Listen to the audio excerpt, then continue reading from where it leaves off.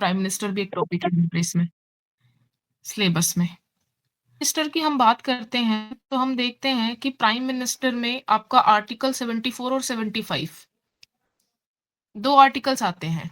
एक में council of ministers के बारे में हमको बताया गया है, प्राइम मिनिस्टर के बारे में।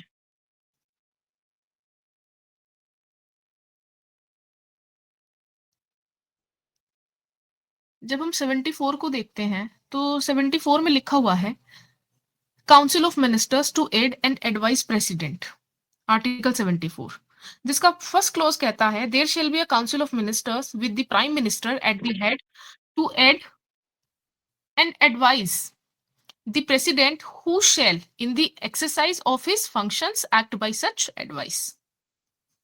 है ना, ये कहते हैं कि एक मंत्री परिषद होगी जिसका प्रधान प्रधानमंत्री होगा, जो राष्ट्रपति को उसके कार्यों के संचालन में सहायता और सलाह देगी। ठीक, तो यहाँ पर आप सुनते हैं किसका जिक्र, काउंसिल ऑफ मिनिस्टर्स का जिक्र। अब उनमें कौन कौन आता है, किससे मिलके वो बनती है, मैक्सिमम स्ट्रेंथ क्या हो सकती है काउंसिल ऑफ मिनिस्टर्स की, ये सब।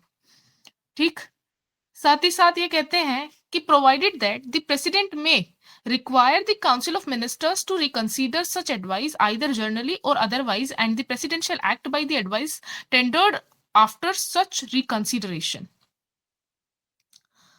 राष्ट्रपति मंत्री परिषद को किसी भी एडवाइस पर रिकंसीडर करने के लिए कह सकता है, लेकिन राष्ट्रपति रिकंसीडर के बाद दी गई सलाह पर कार्य करेगा, करना ही उसको पड़ेगा। वो ये नहीं कह सकता है कि नहीं मैं कार्य नहीं करूंगा। वो सिर्फ और सिर्फ एक बार कह सकता है मंत्री परिषद को कि आप जो है इसके बारे में दोबारा सोच लीजिए, इसको एक बार रीथिंकिंग कर लीजिए, रिकंसीडर कर लीजिए।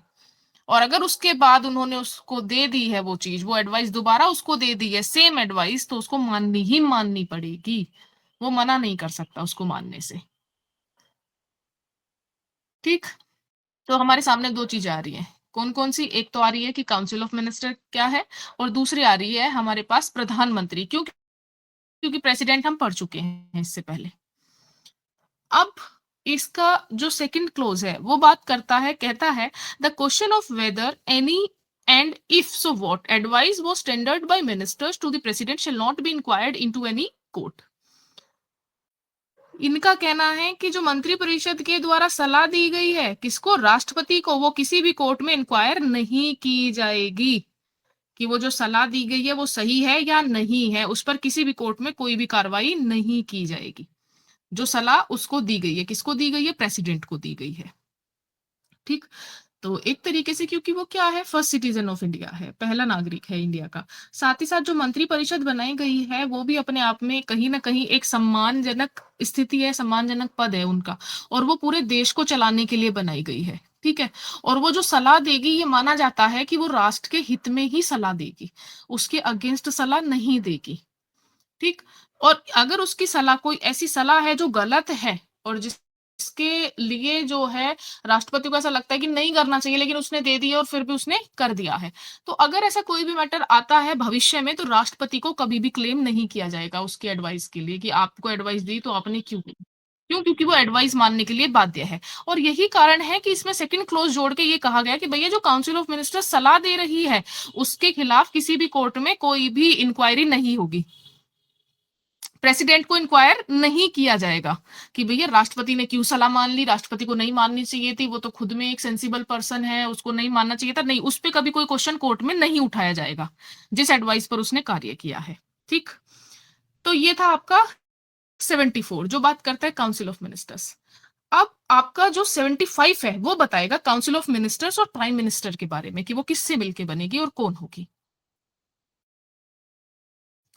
जब आप 75 देखते हैं तो 75 में बताया गया है other provisions as to minister. तो 75 का ये कहना है the prime minister shall be appointed by the president and other ministers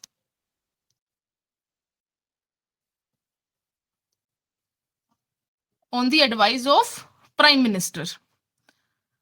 आपका जो प्रधानमंत्री है वो राष्ट्रपति द्वारा नियुक्त किया जाएगा, और अन्य मंत्रियों की नियुक्ति भी, उनका अपॉइंटमेंट भी कौन करेगा, राष्ट्रपति करेगा। किसकी सलाह पर करेगा, प्रधानमंत्री की सलाह पर करेगा। तो ये राइट किसको दिया गया? राइट दिया गया राष्ट्रपति को। एक प्रथा सी बन गई है, कहीं पर भी ये नहीं लिखा है कि आप किस तरीके से सेलेक्ट करोगे पीएम को। पीएम को सेलेक्ट करने का कोई भी मेथड नहीं है, उसको अपॉइंट करने का कोई मेथड नहीं है स्पेसिफाई किसमें, कॉन्स्टिट्यूशन के अंदर, कि अगर उसके अंदर ये खूबियां होंगी तो हम उसको पीएम बनाएंगे। नहीं, जो भी बहुमत में पार्टी आती है और उनका जो नेता होता है उसको ही पीएम चुना जाता है। ये एक प्रथा सी है, चाहे वो आपका स्टेट में हो, चाहे वो आपका सेंट्रल में हो। तो जो भी बहुमत पार्टी का नेता होगा उसको पीएम चुन लिया जाता है, उन सबकी परमिशन के साथ, क्योंकि वो सभी उनको ही अब पीएम के रूप में देखते हैं। और फिर जो पीएम है वो अपनी एक काउंसिल ऑफ मिनिस्टर्स बनाता है। वो ऐसे लोगों को अपनी काउंसिल ऑफ मिनिस्टर में शामिल करता है जो उसके लिए बहुत ही ज्यादा खास होते हैं, समझदार होते हैं और जो सही निर्णय लेने की कैपेबिलिटी रखते हैं। तो उनसे मिलके बनेगी काउंसिल ऑफ मिनिस्टर्स, ऐसी काउंसिल ऑफ मिनिस्टर्स जो राष्ट्रपति को सलाह देगी उसके कार्य करने के लिए। किनसे मिलके बनेगी? जो बहुमत में पार्टी है उनके ही सदस्य होंगे, वही एमपीज होंगे। लेकिन ये कहते हैं कि जो आपकी काउंसिल ऑफ मिनिस्टर्स है वो कितनी, उससे ज्यादा नहीं हो सकती है, उसकी जो संख्या है, उसकी जो स्ट्रेंथ है वो कितने से ऊपर नहीं हो सकती है? ये कहते हैं कि वो 15% से ऊपर नहीं हो सकती है। 75 में जब आप देखते हो 75 का जो आपका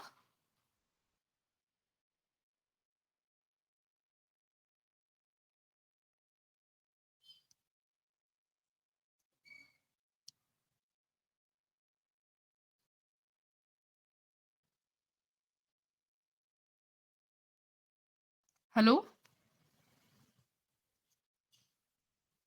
यस मैम। सुन पा रहे हो ना? देखिए जो Yes, ma'am. 75 का क्लोज 1A है, जो 75 का क्लोज 1A है वो ये कहता है the total number of ministers including the prime minister in the council of ministers shall not exceed 15% of the total number of members of the house of the people। इनका कहना है कि प्रधानमंत्री सहित मंत्रियों की कुल संख्या लोकसभा के कुल सदस्यों की संख्या के 15% से अधिक नहीं होगी। यानी कि जो काउंसिल ऑफ मिनिस्टर्स हैं प्रधानमंत्री सहित, वो लोकसभा के कुल सदस्यों की संख्या से 15% अधिक नहीं हो सकते हैं। सिर्फ और सिर्फ 15% ही हो सकते हैं। लोकसभा में टोटल संख्या आप देखते हो 543 है जैसे कि अभी, ठीक, एमपीज। तो 543 का 15% ही काउंसिल ऑफ मिनिस्टर्स में हो सकते हैं बस, बाकी जो है वो उससे बाहर रहेंगे। मान लीजिए हमने बहुमत से सरकार हासिल की और हमारे पास सीटें आ गई हैं 200, लेकिन हम काउंसिल ऑफ मिनिस्टर्स में कितने ले सकते हैं? सिर्फ 543 के 15% ले सकते हैं। वो नहीं लेंगे, सारे के सारे मंत्री काउंसिल ऑफ मिनिस्टर्स नहीं हो जाएंगे। काउंसिल ऑफ मिनिस्टर्स वो जो कि जो बहुत इस देश का शासन एक तरीके से चलाने वाले होंगे, इस देश को एक तरीके से चलाने वाले होंगे, जिनकी भागीदारी बहुत ज्यादा इंपॉर्टेंट होंगी, जिनके पास इंपॉर्टेंट सारी मिनिस्ट्रीज वगैरह होंगी, जो पूरा का पूरा एडमिनिस्ट्रेशन देखेंगे देश का। ठीक, जैसे कि अभी आते हो कि हम council of ministers PM Modi सहित, तो इनका यही कहना है कि भैया जो आपकी काउंसिल ऑफ मिनिस्टर्स है ना, उनमें 15% से ज्यादा मेंबर नहीं हो सकते हैं, सिर्फ और सिर्फ 15 हो सकते हैं। और ऐसा ये जो प्रोविजन है ये जोड़ा गया था बाद में, 15% की जो संख्या है कब जोड़ी गई थी? ये था आपका 91st अमेंडमेंट एक्ट 2003, जिसमें कि इनकी जो संख्या है उसको रिड्यूस कर दिया गया था और कहा गया था कि आप जो है 15% से ज्यादा नहीं हो सकते हैं। काउंसिल ऑफ मिनिस्टर्स में जो मेंबर हैं वो 15% ही रहेंगे, इससे ऊपर नहीं जाएंगे। ऐसा नहीं कि पूरी आपने 200 लोगों की काउंसिल ऑफ मिनिस्टर्स बना दी है, सिर्फ और सिर्फ 15%, इससे ऊपर नहीं। तो काउंसिल ऑफ मिनिस्टर्स किससे मिलकर बनेगी? एमपी से मिलकर बनेगी। वो कौन से एमपीज होंगे? जिन्हें प्रधानमंत्री सलाह देगा, किसको? राष्ट्रपति को नियुक्त करने के लिए कि भैया आप जो है इनको मैं अपनी काउंसिल ऑफ मिनिस्टर्स में लेना चाहता हूं, मैं इनको अपनी टीम में लेना चाहता हूं। क्यों? क्योंकि जो आपकी काउंसिल ऑफ मिनिस्टर्स है वो भी 3 मंत्रियों में बटी होती है, उसके अंदर भी 3 मिनिस्टर होते हैं। जब हम वो 3 मिनिस्टर देखते हैं तो हमें पता चलता है कि एक तो कैबिनेट मिनिस्टर ही है हमारे सामने, कैबिनेट मिनिस्टर के बाद आते हैं आपके स्टेट मिनिस्टर्स, और उसके बाद आपके आते हैं अदर मिनिस्टर्स।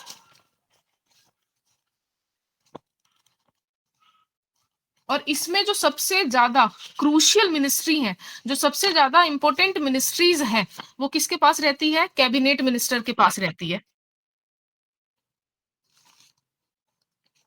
चाहे फाइनेंस हो, डिफेंस हो, होम मिनिस्ट्री हो आपका, या आपका एग्रीकल्चर मिनिस्ट्री हो, एजुकेशन मिनिस्ट्री हो, या ट्रांसपोर्ट मिनिस्ट्री हो, ये सब क्या जो इंपॉर्टेंट मिनिस्ट्रीज हैं। जैसे कि हम अभी अगर देखते हैं तो कितने कैबिनेट मिनिस्टर हमारे सामने निकल के आते हैं? 30 कैबिनेट मिनिस्टर हैं।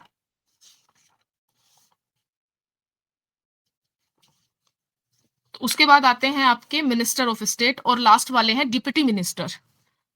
डिप्टी, मैंने अदर बोल दिया था, डिप्टी मिनिस्टर। तो जो हमारे कैबिनेट मिनिस्टर होते हैं उनके पास होती है इंपॉर्टेंट मिनिस्ट्रीज, ठीक है। उनकी संख्या भी अगर हम देखते हैं तो 30 है। दूसरे होते हैं मिनिस्टर ऑफ स्टेट, जिनके पास कॉरपोरेट से रिलेटेड मिनिस्ट्रीज वगैरह होती हैं ये। और तीसरे मिनिस्टर होते हैं डिप्टी मिनिस्टर, जो कोई भी इंडिपेंडेंट चार्ज नहीं रखते हैं, बल्कि वो इन दोनों की सहायता के लिए होते हैं, कैबिनेट मिनिस्टर की और स्टेट मिनिस्टर की। तो इन दोनों की सहायता के लिए कौन? डिप्टी मिनिस्टर, जिनका कोई भी इंडिपेंडेंट चार्ज नहीं होता, बल्कि वो इन दोनों को हेल्प करते हैं, और इन दोनों का इंडिपेंडेंट चार्ज होता है।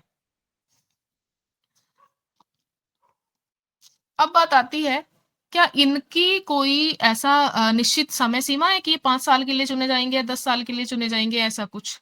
तो इसका जो सेकंड क्लोज है वो कहता है, the minister shell hold office during the pleasure of the president.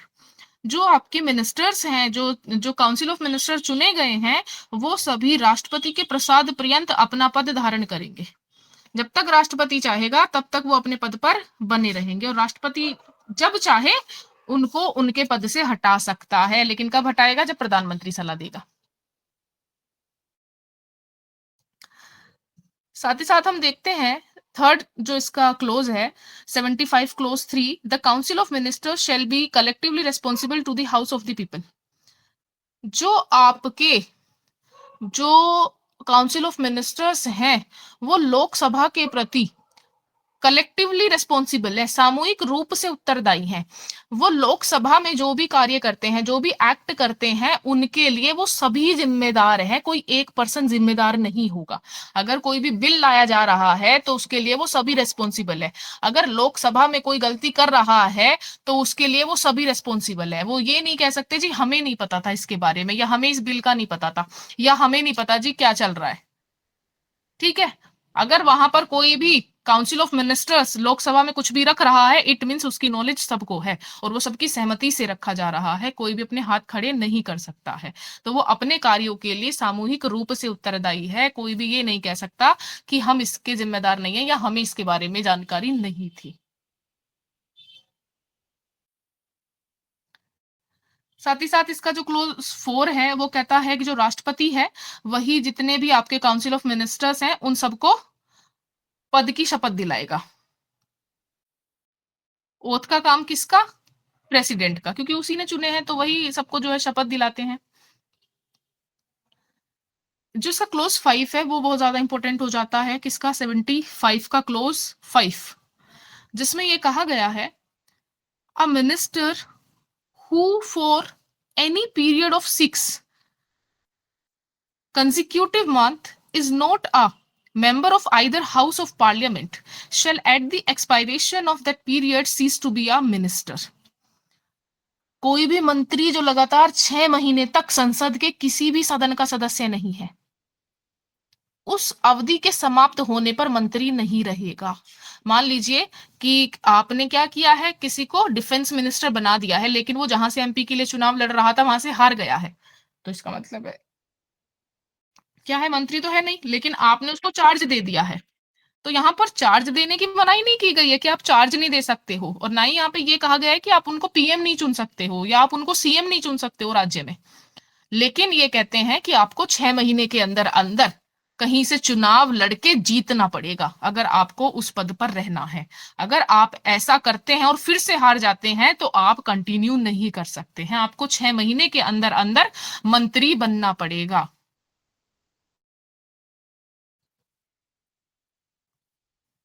और उसके बाद इनका कहना है जो 6 है वो कहता है the salaries and allowances of ministers shall be such as parliament में from time to time by law determine and until parliament so determine shall be as specified in this second schedule.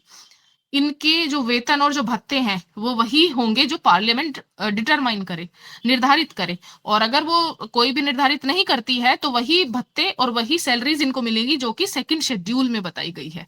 जो आपके वेतन और भत्ते हैं उनका provision second schedule में किया गया है कि किसको कितना वेतन मिलेगा और किस आधार पर मिलेगा। हाँ, जैसे आपने स्टार्टिंग में बताया कि किसी कोई भी सांसद या कोई भी मिनिस्टर अपने क्षेत्र से चुनाव नहीं जीता, बट उसको किसी कोई भी मंत्री हम्म पद दिया गया, और तो क्या उस हम्म पीरियड में भी उसको सैलरी भत्ते मिलेंगे मंत्री हाँ पद बिल्कुल, जो 6 महीने है, हाँ जो 6 महीने है बिल्कुल। उसके बाद से बंद हो जाएंगे अगर वो चुनाव नहीं जीता? हाँ 6 महीने के बाद बंद हो जाएंगे, 6 महीने का रिलैक्सेशन है बस। और मैडम वो 6 महीने में जो डिसीजंस लेंगे वो वैलिड रहेंगे? हाँ जी बिल्कुल रहेंगे, जिस समय वो पद पर हैं वो वैलिड हैं। Thank you madam. अब आपकी बात आती है जो मेन है वो है प्राइम मिनिस्टर। मैम एक कि मिनट, प्राइम आप मिनिस्टर इस 75(1) भी समझा दीजिए। 75 का 1B ये कहता है अगर किसी भी व्यक्ति को दल बदल के आधार पे उसकी पार्टी से निकाल दिया गया है तो वो डिस्क्वालीफाई माना जाएगा और उसको आप मंत्री के रूप में शपथ नहीं दिला सकते हैं जब तक कि उसकी डिसएबिलिटी खत्म नहीं हो जाती है। दल बदल कानून आया था आपका और ये आपका 10th शेड्यूल में रखा गया है। ये 52वां संशोधन हुआ था जिसके द्वारा इसको जोड़ा गया था और ये कहा गया था कि अगर कोई भी व्यक्ति किसी पार्टी से चुनाव जीतता है और बाद में उसके साथ धोखा करके दूसरी पार्टी में जाके शामिल हो जाता है, मिल जाता है, तो उसको डिस्क्वालीफाई कर दिया जाएगा और वो मंत्री नहीं रहेगा। तो उसको आप क्या काउंसिल ऑफ मिनिस्टर्स के लिए नहीं चुन सकते हैं जब तक कि उसकी डिसेबिलिटी खत्म नहीं हो जाती। या तो वो दोबारा से चुनाव लड़े और जी सेलेक्ट होके आता है तो वहां से क्या चुनाव जीत के आता है तो वो एलिजिबल हो जाएगा, या फिर जब तक कि उसके ऊपर जो डिस्क्वालिफिकेशन लगाई गई है वो नहीं हट जाती है तब तक वो नहीं आ सकता है काउंसिल ऑफ मिनिस्टर्स में। तो दल बदल लेकिन मैडम कानून की अगर कोई उल्लंघन करता है। मैडम जी, जो आजकल बीजेपी गवर्नमेंट में जहाँ मिनिस्टर्स की कमी होती है, दूसरी पार्टी को बड़ी हम्म आराम से तोड़ के और बीजेपी में शामिल करा लेते हैं, वो कैसे है? वहां पर आप वहां पर ध्यान दीजिएगा कि एक व्यक्ति जो अपनी मर्जी से दूसरी पार्टी में जाके सिर्फ इसीलिए मिल रहा है, इस नियत से मिल रहा है कि दूसरी पार्टी जीत जाएगी अगर मैं यहां से चला जाता हूं उधर, हम्म। ठीक है, तो ठीक है। वो ऐसा नहीं कर सकता है बदनियति के साथ। लेकिन अगर एक पूरा ग्रुप जा रहा है, मान लीजिए 7 व्यक्तियों का ग्रुप है, 10 व्यक्तियों का ग्रुप है, 10th शेड्यूल में पूरा प्रोसीजर बताया गया है कि आप ग्रुपिंग कर सकते हो, आप ग्रुप में दूसरी पार्टी में जा सकते हो। लेकिन जहां पर बात ये आती है कि आपके जाने से वो पार्टी हार जाएगी तो इट मीन्स आपने विश्वासघात किया है उसके साथ। ये है तो जो आपकी 10th शेड्यूल है उसमें यही रूल बताया गया है।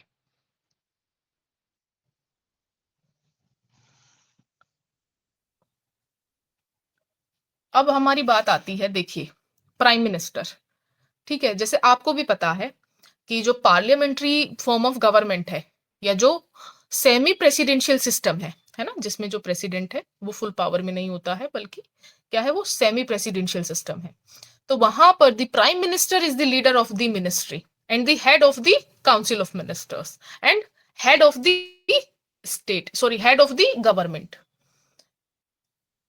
पार्लियामेंट्री फॉर्म ऑफ गवर्नमेंट के अंदर प्राइम मिनिस्टर ही रियल हेड होता है, वही जो पार्टी है उसका भी लीडर होता है, साथ ही साथ जो काउंसिल ऑफ मिनिस्टर्स है उसका भी लीडर होता है और आपकी जो सरकार है उसका भी लीडर होता है।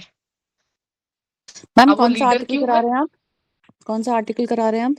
ये सिर्फ इसमें आर्टिकल नहीं है, थ्योरी है आपकी और ये आपको बुक ओके। से मिलेगी, है ना, क्योंकि इसमें नहीं मिलेगी, मैम इसमें तो इसको उन्होंने कुछ कहा ही नहीं है पीएम के बारे में। आप देखते हो 75 मैम हाँ इसको जी, अभी रिपीट कर करती हूँ। देंगे दोबारा? आपने देखा हाँ जी, 75 में आपने देखा सिर्फ ये कहा कि प्रधानमंत्री की नियुक्ति राष्ट्रपति करेगा, बाकी कुछ कहा ही नहीं है उसमें। देखिए ये कहते हैं अंडर अ पार्लियामेंट्री और सेमी प्रेसिडेंशियल सिस्टम, ये मैं अगर आप चाहें तो मैं आपको फोटो क्लिक करके भेज दूंगी, मेरे पास जो है वही आप देख लीजिएगा, ठीक है ना। हाँ जी मैम प्लीज। आपका जो भी ग्रुप होगा या जैसे भी होगा, तो कोई भी एक पर्सन जो अपने ग्रुप में एक्टिवेट है, मुझे एक बार हेलो लिख के या हेलो मैडम लिख के भेज दीजिएगा, मैं आपको ये दे दूंगी और आप अपने ग्रुप में इसको शेयर कर दीजिएगा। तो अभी आप लोग समझ लो, तो बिल्कुल इशू नहीं है। मैं इसके फोटो हैं कि under prime is the leader of the ministry and the head of the council of ministers. Madam voice break हो गई थी, रिपीट कर दीजिए please. As you all know, अभी मेरी आवाज देखिएगा कट ना जाए, हाँ ध्यान रखिएगा, पता नहीं क्यों नेटवर्क इशू बहुत है।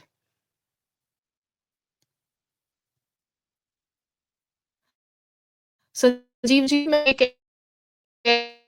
कि मैं ये आपको नहीं भी बोल पा रही हूँ, तो मैं ये आपको दे दूंगी, सारे फोटोज आपके ग्रुप में मिल जाएंगे आपको, तो आप वहां से देख सकते हैं इनको बहुत आसानी से, ठीक है मैम, ठीक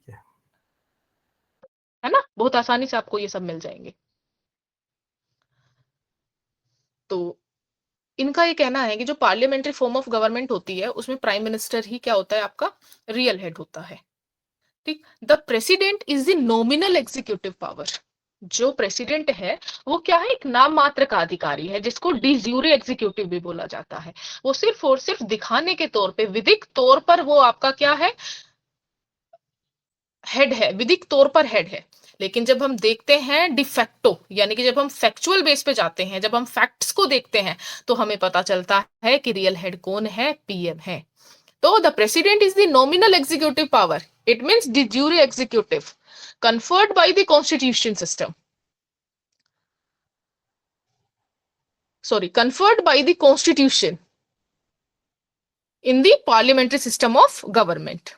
At the same moment, the prime minister is the real executive authority, it means de facto executive. तो कॉन्स्टिट्यूशन में ये बताया गया कि विधिक तौर पर तो जब आप देखते हो तो राष्ट्रपति ही क्या देखते हैं आप, हेड है। लेकिन जब आप तथ्यों को देखते हो और आपके सामने चीजें आती हैं और जब आप इसको डेप्थ में पढ़ते हो, तो आपको पता चलता है कि अरे प्रधानमंत्री के पास पावर है, प्रेसिडेंट तो उसके इशारों पे काम करता है, उसको एडवाइस देने के लिए है, उसको जो है सलाह देगा तभी प्रेसिडेंट काम करेगा, अदरवाइज प्रेसिडेंट काम ही नहीं कर सकता है। तो हमें यहाँ ये पता चलता है कि भैया जब तक आप उनको कुछ बताओगे नहीं, तब तक वो कार्य ही नहीं करेंगे। और बताने का कार्य किसका, पीएम का, प्राइम मिनिस्टर का। तो रियल हेड कौन हुआ, प्राइम मिनिस्टर हुआ, अगर हम फैक्चुअली देखते हैं। और अगर हम विधिक तौर पर देखते हैं, ऊपरी तौर पर देखते हैं, तो हमें पता चलता है कि भैया पूरा क्यों, क्योंकि वो कौन है, first citizen of India, head of the country, head of the state, वही है। तो इसलिए देखने में लगता है हाँ भाई वही है हेड, लेकिन नॉमिनल हेड है, नाम मात्र का अधिकारी है, कार्य वो करेगा पीएम के कहने पर ही। तो रियल हेड कौन, प्रधानमंत्री। ये कहते हैं the procedure for selecting and appointing the prime minister is not specified in the constitution. Constitution में कहीं भी ये नहीं बताया गया है कि पीएम को किस तरीके से चुना जाएगा, लेकिन ये प्रथा चली आ रही है कि बहुमत में जो पार्टी होती है और उसका जो नेता होता है उसी को पीएम बनाया जाता है। और पीएम ऐसा नहीं है कि उसकी सैलरी अलग हो जाएगी या उसके अलाउंसेस अलग हो जाएंगे, बल्कि कैसे जो सैलरी और अलाउंसेस एक एमपी को मिलते हैं वही उसको मिलेंगे, क्योंकि एमपी के तौर पर ही वो चुन के आए हैं और सब लोगों की जो सहमति है उनसे उनको बना दिया गया पीएम। लेकिन है कौन वो, एमपी, मेंबर ऑफ पार्लियामेंट। अब जो पावर और फंक्शंस की बात आती है, ये आपके लिए जरूरी हो जाते हैं, क्योंकि इन्हीं के आधार पे आप बता पाओगे कि वो रियल हेड क्यों है। जब आपसे पूछा जाएगा is prime minister real head, तो आप ये पावर और फंक्शन उनके बताओगे, 74 बताओगे, 75 बताओगे, ठीक। थोड़ा सा इंट्रोडक्शन दोगे प्राइम मिनिस्टर का और उसके बाद पावर और फंक्शन को डिस्क्राइब करोगे, अगर ये क्वेश्चन 20 नंबर में आता है। और पूछा जाता है, राष्ट्रपति के साथ पूछ लेंगे कि प्रेसिडेंट रियल हेड है या प्राइम मिनिस्टर रियल हेड है, तो तब आपको ये पावर और फंक्शन बताने पड़ेंगे कि वो क्यों है, क्यों माना जाता है रियल हेड। तो जब हम पावर और फंक्शन की बात करते हैं तो in relation to the ministerial council, ministerial council यानी कि काउंसिल ऑफ मिनिस्टर्स के संबंध में उसकी क्या पावर है, क्या फंक्शन है, क्या कार्य करता है वो काउंसिल ऑफ मिनिस्टर्स के लिए।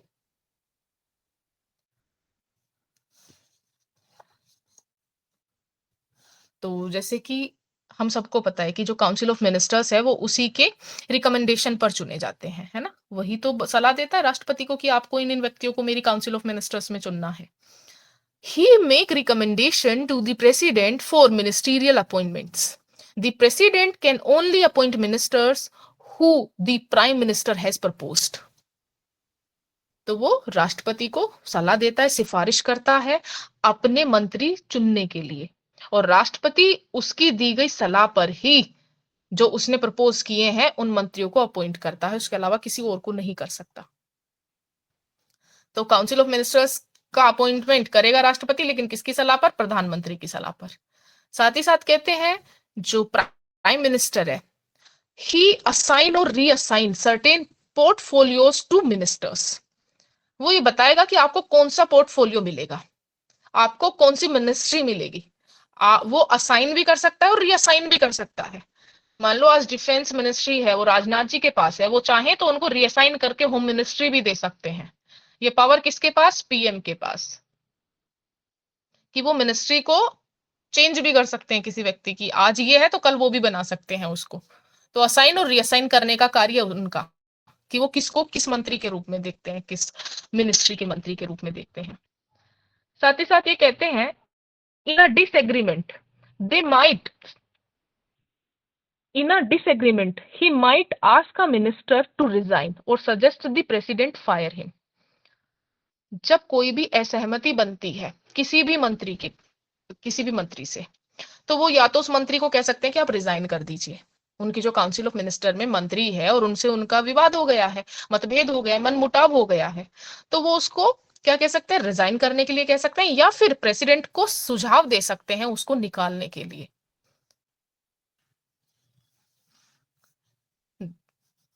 He preside over the council of ministers and affect its decisions. ये काउंसिल ऑफ मिनिस्टर्स से ऊपर है, और साथ ही साथ उनके जो डिसीजंस होते हैं काउंसिल ऑफ मिनिस्टर्स के डिसीजंस को अफेक्ट करते हैं।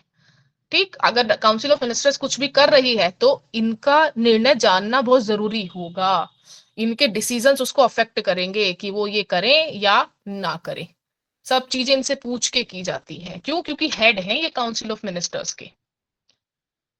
साथ ही साथ ये कहते हैं prime minister is the head of the council of ministers.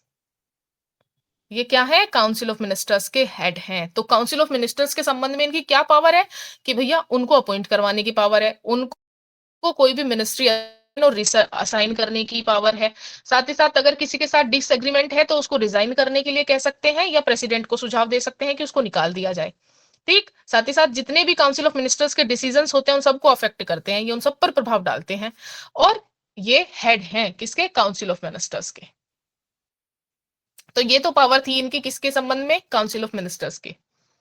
अब सेकंड बात आती है in relation to the president. President के संबंध में इनकी क्या पावर है, और यही ये तय करती है कि ये रियल हेड है। तो जब प्रेसिडेंट के संबंध में हम इनके पावर और फंक्शन देखते हैं तो ये कहते हैं ही इज द प्राइमरी पॉइंट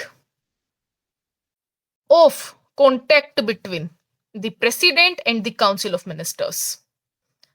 यही वो प्राथमिक कड़ी है जो राष्ट्रपति और काउंसिल ऑफ मिनिस्टर्स को जोड़ती है।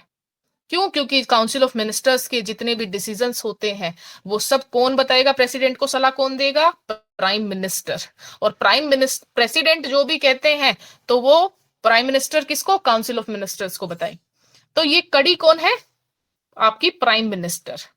ऐसा नहीं है 71 के 71 व्यक्ति जाएंगे और वहां पे उनके साथ जाके सुझाव लेंगे और सुझाव देंगे और उनसे बातचीत करेंगे, नहीं, सिर्फ और सिर्फ पीएम जाए, पीएम बताए क्या सलाह है, कैसे सहायता करनी है। मंत्री परिषद का जो प्रधान है वही जाके बताए उनको कि मंत्री परिषद क्या चाहती है और क्या सलाह है मंत्री परिषद की। और मंत्री परिषद जो भी सलाह देगी वो राइटिंग में देगी, ये बात आप ध्यान रखिएगा सभी। बोल के नहीं देगी, कान में नहीं देगी कि कान में बता दिया कि आपको ये करना है, नहीं, राइटिंग में होनी चाहिए जो भी एडवाइस दी जा रही है, वो रिटर्न में होनी चाहिए। अगर वो रिटर्न में नहीं है तो उसको मानने के लिए वो बाध्य नहीं है राष्ट्रपति।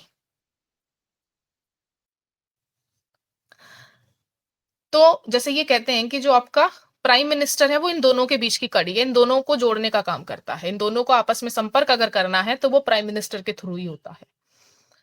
साथ ही साथ ये कहते हैं कि all decisions of the council of ministers relevant to the management and legislative initiative of the union should be transmitted to the president. Council of ministers के द्वारा मैनेजमेंट से संगत और जितने भी उनके लेजिस्लेटिव इनिशिएटिव हैं कि जो भी कानून बनाने में उनको जो भी उन्होंने कदम उठाए हैं, जो भी शुरुआत की है यूनियन से रिलेटेड कानून बनाने में, वहां पर उनको कौन बताएगा प्रेसिडेंट को? पीएम। कौन क्या कहते हैं, ट्रांसमिटेड कहते हैं ये, कि कौन उनको बताएगा, कौन उनके पास जो है पहुंचाएगा, तो वो कौन पहुंचाएंगे? पीएम। पीएम बताएंगे कि इस तरीके से जो काउंसिल ऑफ मिनिस्टर्स है ये इनिशिएट करने की सोच रही है। ठीक, मैम कोई भी यहाँ बिल पर लाया जा रहा है। हेलो, जैसे कि आपने बताया कि हाँ कोई जी, भी डिसीजन जो राष्ट्रपति होनी चाहिए, तो इसके रिगार्डिंग में पूछना चाहता हूँ कि पहले वो कोई ऑफर करेंगे या पहले अपना वो सजेशन देंगे ऐसे करना है, फिर उसके बाद फाइनल पिक्चर उनके बाद यानी फाइनल रिपोर्ट लेके जाएंगे, जैसे कोई भी कानून पास करना देखिए, है तो regarding हाँ, पहले अपना रिक्वेस्ट डालेंगे, फिर उसके बाद वो पूरा डिटेल देंगे, कैसे प्रोसेस होता है इसमें? ठीक है ना? देखिए इसमें जब हम एडवाइस की बात करते हैं या हम एड की बात करते हैं तो यहाँ पर हम बात कर रहे हैं उनको कुछ भी चीज के लिए इंस्ट्रक्शन देना एक तरीके से।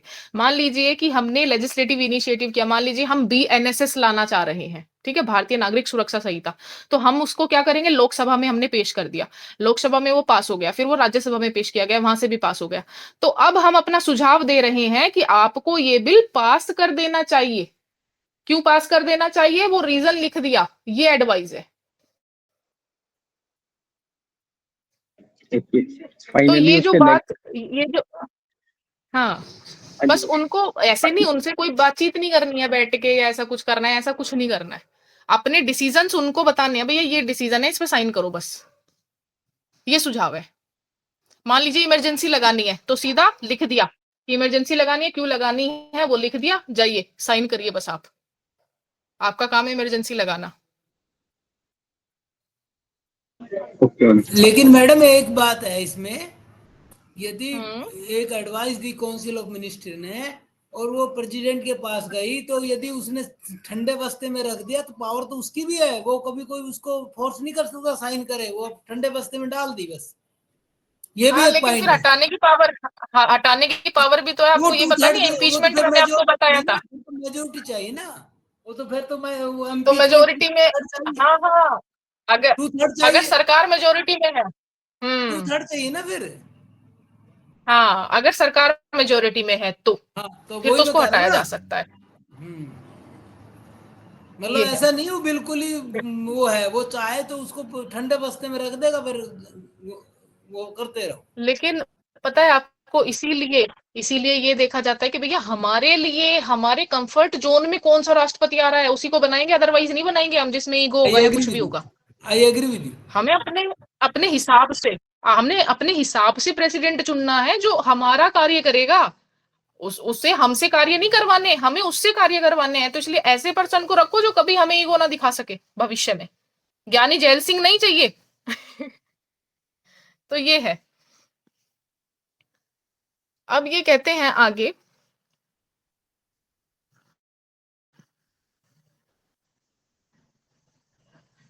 ही एडवाइज द प्रेसिडेंट ऑन की appointments.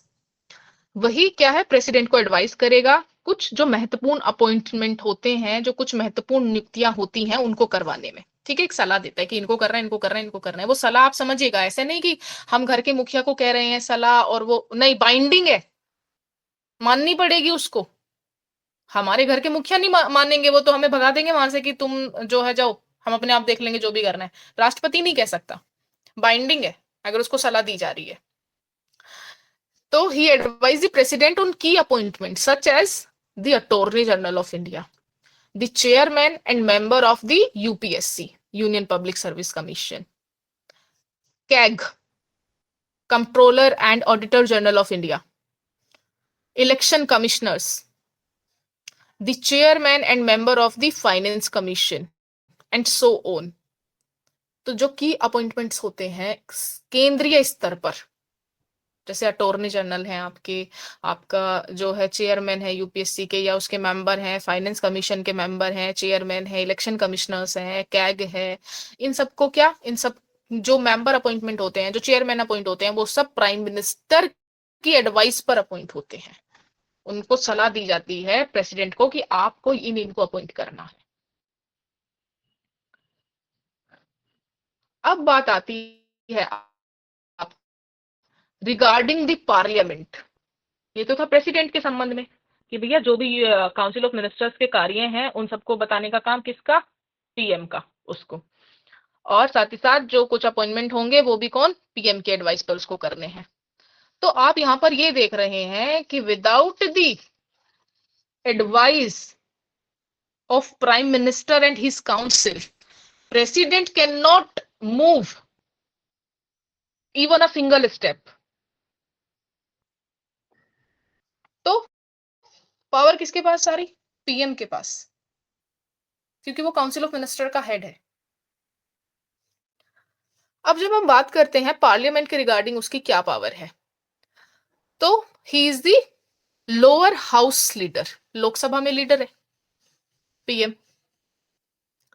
He council the president on the convening and adjourning of parliamentary session.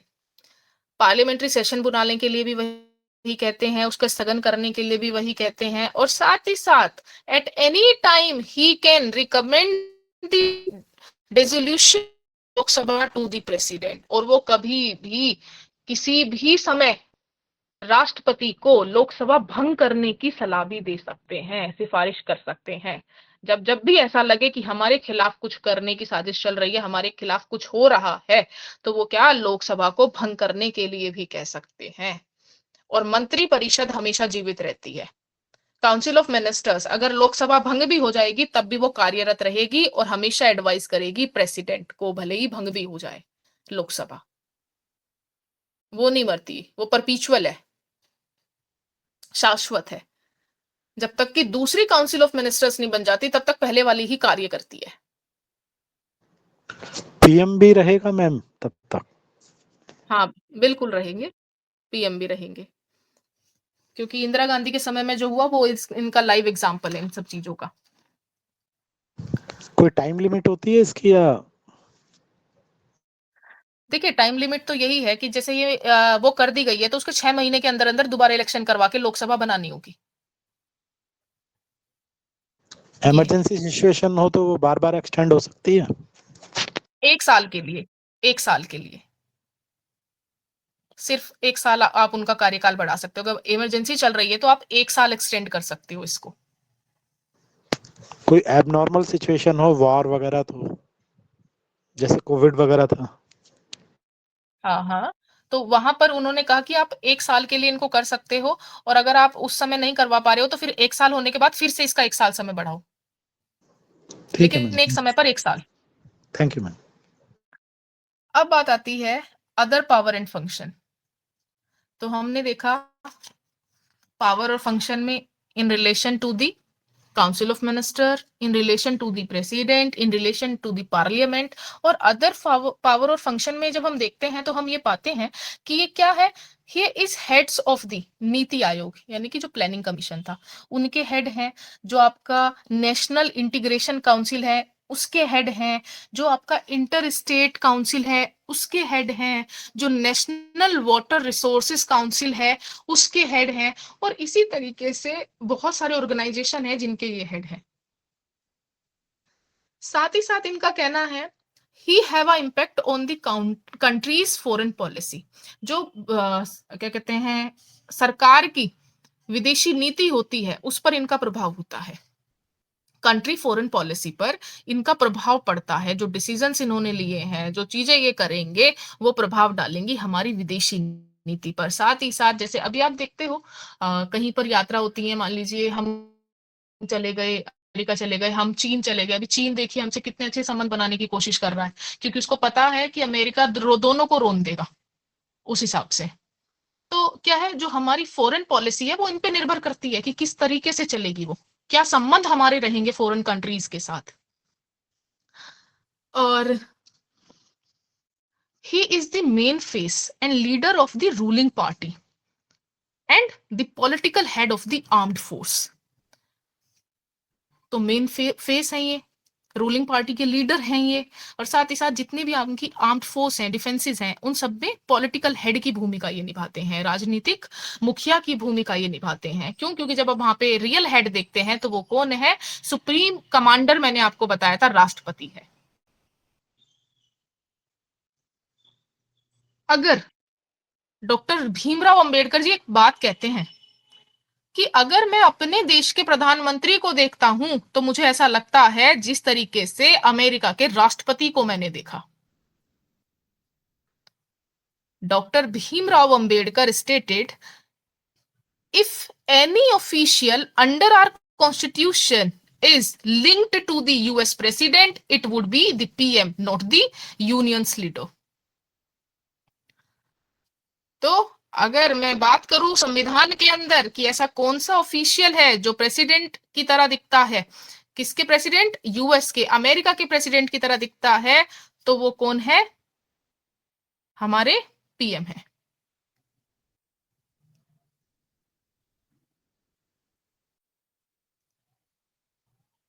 तो अगर हमें अपना वहां पर ये बताना है कि क्या ये रियल हेड है या नहीं है, तो यही रियल हेड है। क्यों? क्योंकि इसकी परमिशन के बिना प्रेसिडेंट कोई भी एक्ट नहीं कर सकता है, कोई भी डिसीजन नहीं ले सकता है।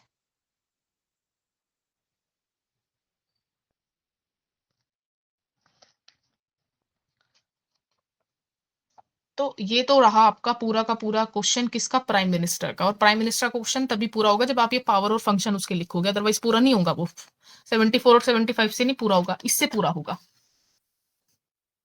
इसके बाद आपके पास जो आपका नया टॉपिक शुरू होता है, नई यूनिट शुरू होती है, तो वहां पर आप देखते हो कौन सी होती है? Distribution of legislative power between centre and state. यही तो आता है, जो कि हमें बताई गई है 245 से लेके 255 तक। Article 245 to 255। तो 245 से लेके 255 तक आप कौन सी पावर्स को देखते हो? लेजिस्लेटिव पावर्स को देखते हो, जिनका डिस्ट्रीब्यूशन किया गया है किसके बीच में? केंद्र और राज्य सरकार के बीच में।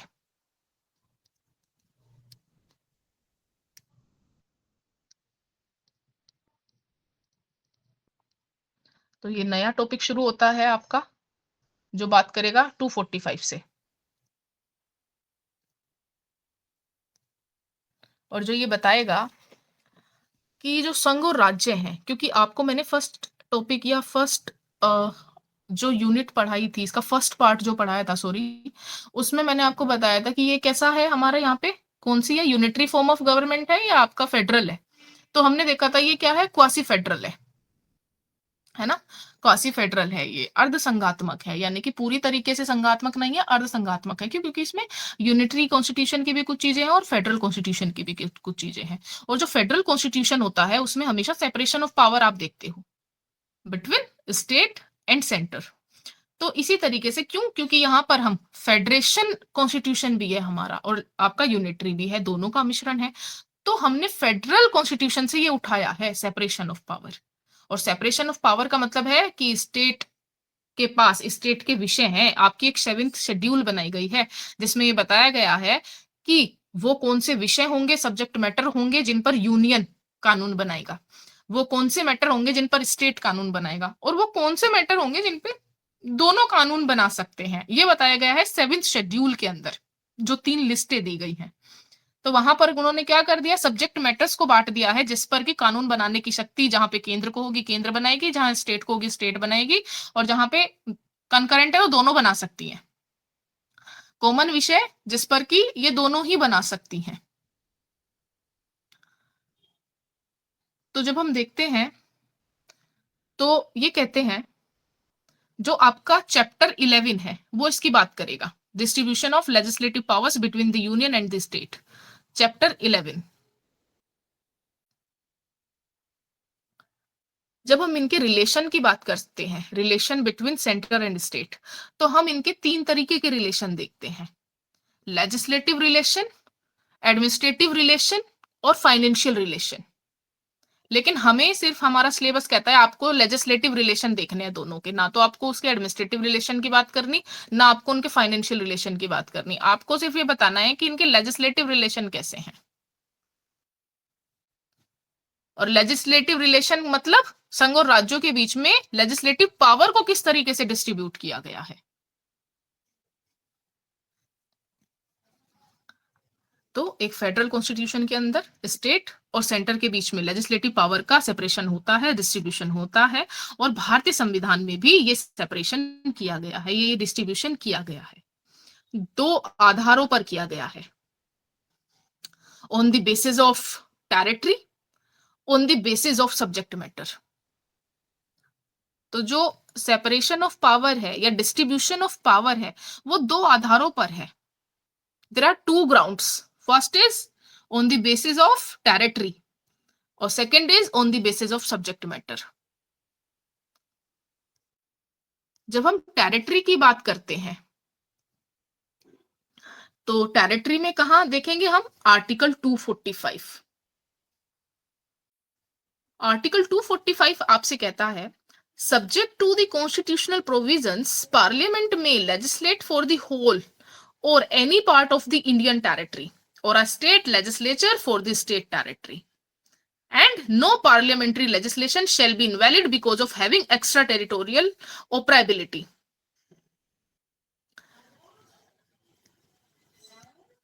That is takes effect outside the India. तो जो 245 है उसका ये कहना है फर्स्ट क्लोज का कि संसद भारत के समस्त क्षेत्र के लिए या उसके किसी भाग के लिए कानून बना सकती है। आप संसद को बांध नहीं सकते कि नहीं सिर्फ इसके लिए बनाएगी, नहीं उसके लिए बनाएगी, समस्त क्षेत्र के लिए, समस्त भारत के लिए बना सकती है। ठीक है, जो विषय है मान लीजिए आपका रेलवे का विषय है तो रेलवे के विषय में वो पूरे भारत के लिए कानून बना सकती है। ऐसा नहीं कि वो ये कहेगी नहीं ये वहां लागू नहीं हो रहा है और वो क्यों नहीं हो रहा है क्योंकि वहां की सरकार मना कर रही है, नहीं, वो पूरे भारत या उसके किसी भाग के लिए कानून बना सकती है। और किसी स्टेट का विधानमंडल यानी कि वहां का जो लेजिस्लेचर है वो उस स्टेट के क्षेत्र के लिए या उसके किसी भाग के लिए कानून बना सकता है। देखिएगा, स्टेट लेजिस्लेचर सिर्फ और सिर्फ उस स्टेट या उसके किसी पार्ट के लिए बना सकता है ना। मान लीजिए यूपी है तो जो आपका एक सरकार है, भाजपा सरकार है, तो वो क्या कर सकती है, या तो आपका पूरे यूपी के लिए कानून बना सकती है या फिर वो सिर्फ और सिर्फ मुजफ्फरनगर के लिए बना सकती है, सिर्फ मेरठ के लिए बना सकती है या मुजफ्फरनगर के किसी एक ब्लॉक के लिए बना सकती है। ठीक है, लेकिन रहेगी स्टेट के अंदर ही। साथ ही कहते हैं जो 245 का क्लोज 2 है कि संसद के द्वारा बनाई गई विधि किस सिर्फ और सिर्फ इस ग्राउंड पर इनवैलिड नहीं होगी कि वो भारत के बाहर भी लागू होती है। इसको क्या बोलते हैं, इसको एक्स्ट्रा टेरिटोरियल ऑपरेशन कहा जाता है, इसको डॉक्ट्रिन ऑफ एक्स्ट्रा टेरिटोरियल भी कहा जाता है या एक्स्ट्रा टेरिटोरियल ऑपरेशन भी इसको कहा जाता है। अच्छा, इसका क्यों ऐसा कहा जा रहा है, इसलिए कहा जा रहा है क्योंकि जब आपने आईपीसी या बीएनएस पढ़ा होगा तो आपने देखा होगा कि अगर कोई भी भारतीय नागरिक भारत के बाहर जाकर कोई ऐसा ऑफेंस करता है जो आईपीसी में पनिशेबल है, बीएनएस में पनिशेबल है, तो वो जब भी भारत आएगा पनिश किया जाएगा, उसको पनिश किया जाएगा। और या फिर कोई भी विदेशी नागरिक हो या आपका भारतीय नागरिक हो, किसी भी ऐसे क्या कहते हैं विमान पर जो भारत में रजिस्टर्ड है, तो उसको भी क्या कहेंगे हम, उसको भी ये कहेंगे कि वो अपराध भारत में किया गया है। क्यों? क्योंकि वो जो विमान है, जैसे कोई हेलीकॉप्टर है, जैसे कोई पोत है, हमारा जहाज है, पानी का जहाज है, उस पे किसी ने कोई भी अपराध किया है, चाहे वो विदेशी हो या देशी हो, तो लेकिन वो भारत में रजिस्टर्ड है, इसीलिए वो भारत में पनिशेबल होगा व्यक्ति, क्योंकि उसने भारत के रजिस्टर्ड विमान पर या भारत के रजिस्टर्ड पोत पर क्या किया है? अपराध किया है। तो यहाँ पर हम ये नहीं कह सकते जी ये तो कंट्री के बाहर भी अप्लाई हो रहा है, तो ये तो आप क्या कर दो, इनवैलिड कर दो, नहीं कर सकते। इसीलिए दिया है सेकंड क्लोज में कि भैया ये मत सोच लेना कि आईपीसी भारत के बाहर भी लागू होती है तो वो उस नहीं हो सकती, होगी। अगर हमारे यहाँ बाईगेमी को अपराध घोषित किया गया है और कोई व्यक्ति फ्रांस सिर्फ और सिर्फ इसलिए भाग जाता है बिना डाइवोर्स के कि वो वहां पे दूसरी शादी कर सके और जाके दूसरी शादी कर लेता है, तो वो यहाँ पनिश किया जाएगा।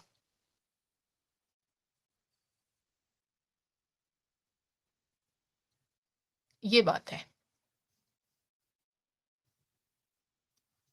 अब इनका ये कहना है कि 245 जो आपका आर्टिकल 245 है वो स्टेट और वो पार्लियामेंट और स्टेट लेजिस्लेचर की लेजिस्लेटिव पावर्स की जो टेरिटोरियल लिमिट्स है उनको बताता है, उनको दर्शाता है कि कौन किस हद तक कानून बना सकता है। तो संसद पूरे भारत या उसके किसी पार्ट के लिए बना सकती है और जो स्टेट है वो पूरे स्टेट के लिए उसके किसी पार्ट के लिए बना सकता है। लेकिन अगर संसद के द्वारा कोई भी कानून बनाया गया है जो भारत के बाहर भी लागू हो रहा है तो वो सिर्फ और सिर्फ इस कारण से इनवैलिड नहीं होगा कि वो भारत के बाहर लागू हो रहा है। क्यों? क्योंकि वो जिस पर्पस से लागू हो रहा है उस पर्पस के साथ उसका रिलेशन है। क्यों? क्योंकि वो भारतीय नागरिक है और भारतीय नागरिक के साथ हमारा रिलेशन है, इसीलिए लागू हो रहा है। क्यों? क्योंकि रजिस्टर्ड विमान पे कोई भी एक्ट हो रहा है, ऑफेंस हो रहा है, तो उसके साथ हमारा रिलेशन है, भारत में रजिस्टर्ड है वो, इसीलिए हो रहा है। अब मान लीजिए कोई इंग्लैंड का पर्सन है, वहां हत्या करता है, हमें क्या लेना देना उससे? ना तो वो हमारा नागरिक है, ना उसने हमारे किसी विमान पे कोई ऐसा कार्य किया है, हमें कोई नहीं मतलब है उससे। लेकिन अगर भारत का लिंक है कुछ भी तो वो रेस्पॉन्सिबल हो जाएगा।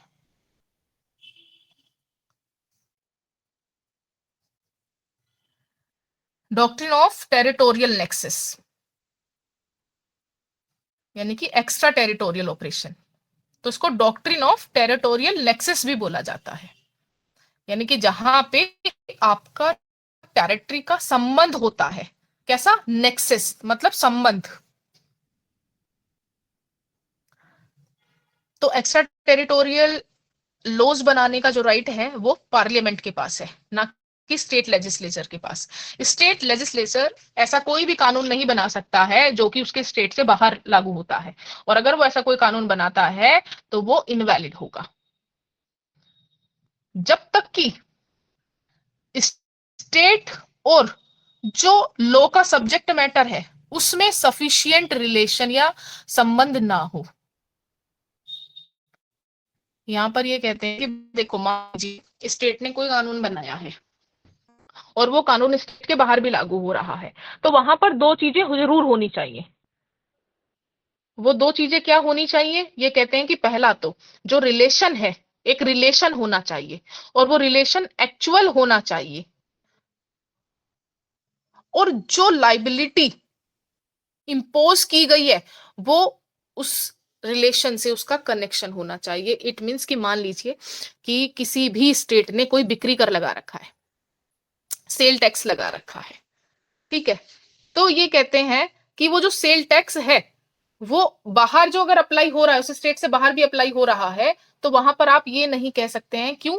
क्योंकि ये इनका कहना है कि उनका जो संबंध है, जो आपने चीजें इंपोज की हैं, वो उसके साथ उसका रिलेशन होना जरूरी है। जैसे मैम प्लीज रिपीट एक कर दीजिए एग्जांपल एक बार देती हूँ। दोबारा। हाँ, एक एग्जांपल देती हूँ। जैसे आपका चैरिटेबल और रिलीजियस ट्रस्ट होते हैं, तो स्टेट वर्सेस चारुशीला का एक केस आया जिसमें इस सिद्धांत को यानी कि इस प्रिंसिपल को, डॉक्ट्रिन ऑफ टेरिटोरियल नेक्सस को, ये कहा गया कि ये जो डॉक्ट्रिन है वो चैरिटेबल व रिलीजियस ट्रस्ट पर लागू किया गया जिसकी संपत्ति राज्य के बाहर भी थी। अगर मान लीजिए हमने ये बनाया है कि जो चैरिटेबल और रिलीजियस ट्रस्ट हैं उन पर कौन सा लॉ अप्लाई हो रहा है, तो अगर उनकी प्रॉपर्टी राज्य के बाहर भी है तो भी उस पर वो अप्लाई होगा।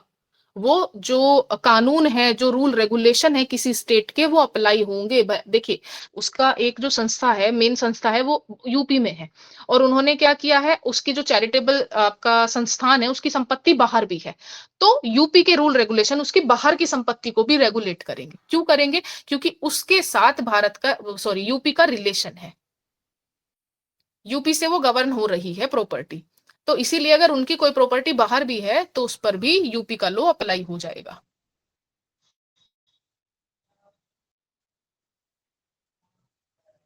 मैम जो लेकिन रिलेशन जो पे आपने रिलेशन लाइन है बोली वो, थी, हाँ, ये कहते हैं कि सबसे पहले अगर आप कोई भी स्टेट ये चाहता है कि उसका लॉ बाहर भी अप्लाई हो जाए, तो एक तो रिलेशन होना चाहिए, किसका? लॉ का रिलेशन होना चाहिए। किससे होना चाहिए? जो ड्यूटी इंपोज की गई है उससे होना चाहिए। जो कानून आपने बनाया है वो ऐसा होना चाहिए कि वो रिलेशन को दर्शाए दोनों के बीच के, कि किस पर्पस से कानून बनाया गया और क्यों बनाया गया, दोनों के बीच में संबंध होना चाहिए। क्यों? क्योंकि मान लीजिए कि किसी भी नाम से पतंजलि है, ठीक है, उत्तराखंड से वो रेगुलेट हो रही है, उत्तराखंड में उसको रेगुलेट किया जा रहा है। अब जो है उन्होंने अपना जो प्रोडक्ट है उसको कहीं और भी बनाना शुरू कर दिया उसी हिसाब से, और वो किया, तो वहां पर जिस तरीके से उस पे कानून लगाए जा रहे हैं, जो टैक्स वसूला जा रहा है, तो बाहर जो उसकी प्रॉपर्टी है उस पर भी सेम ही वसूला जा सकता है। क्यों? क्योंकि उत्तराखंड में ही उसकी मेन ब्रांच है, और उससे वो जो है कानून जो उस पर अप्लाई होता है वो उसके द्वारा ली गई बाहर की संपत्ति पर भी अप्लाई होगा,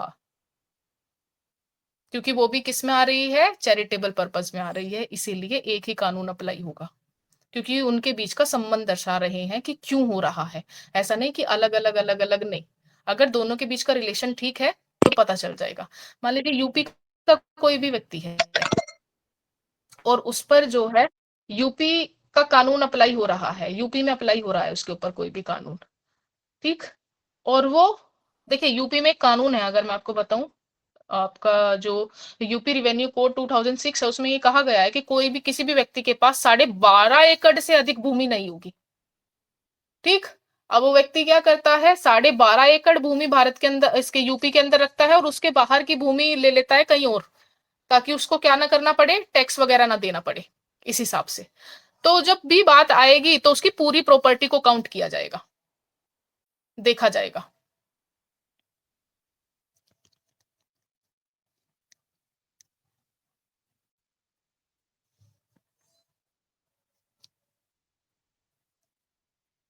और कुछ आपको पता है कि कुछ कॉमन विषय ऐसे होते हैं कि जिन पर दोनों भी कानून बना सकते हैं, दोनों में वो दिए गए हैं कि ये तुम भी बना सकते हो, तुम भी बना सकते हो, तो ऐसे विवाद भी बहुत होते हैं जिनको 254 के अधीन सुलझाया जाता है, जो आपका आर्टिकल 254 है।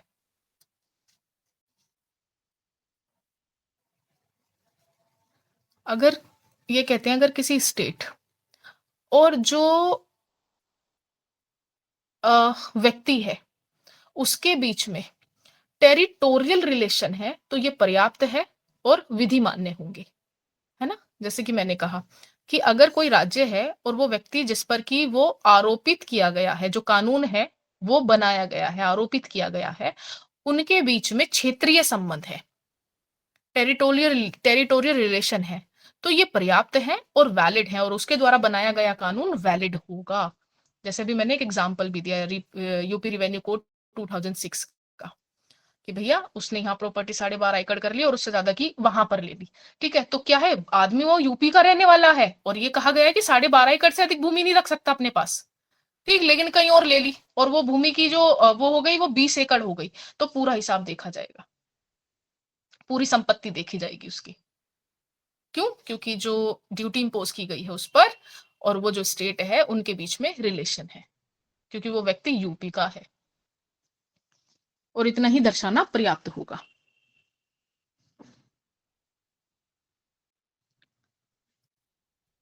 जो पॉइंट बचे हुए हैं मैं चलती हूँ।